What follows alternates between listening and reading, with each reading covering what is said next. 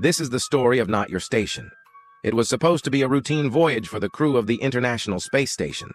Nothing out of the ordinary had happened for months. But then one day everything changed. Alarms started ringing, but there was no crew inside the station. So what was going on? Was it a meteor shower?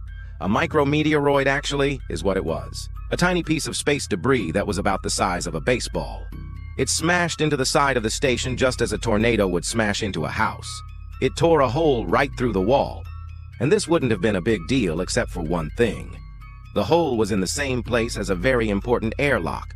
It was damaged beyond repair. And since the airlock was damaged, the only way for the crew to get back into the station was to use the emergency hatch.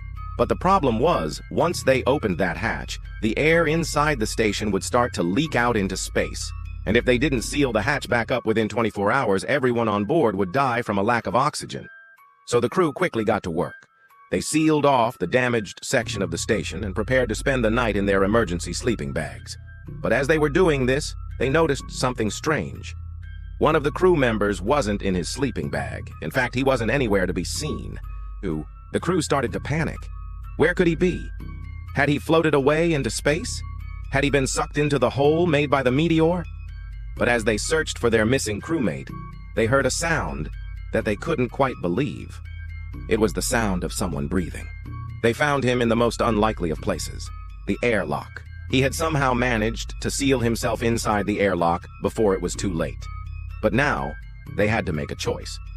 Do they open the hatch and risk losing all of their oxygen, or do they leave the hatch closed and let their crewmates slowly freeze to death in the vacuum of space? What would you do? I don't know what I would do in that situation. What about you? Let me know in the comments below. In the end, they decided to open the hatch and let their crewmate in. And as the other crew members watched, he slowly began to freeze. Now, even though he was safe, this mission had taken a very dangerous turn. Not only had they lost part of their station, but they had almost lost one of their own. And it was all because of one tiny piece of space junk. As the sun rose, the crew began the long process of getting their station back into shape. They had lost a lot of air, but thankfully they had a backup supply. They also had a plan for dealing with the hole in the side of the station. They would essentially patch it up with some spare parts that they had on board. But this wouldn't be an easy job.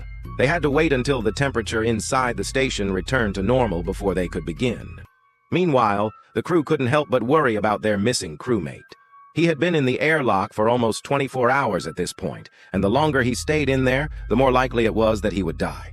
But as the sun climbed higher in the sky, the temperature inside the station finally returned to normal, and the crew got to work on patching up the hole.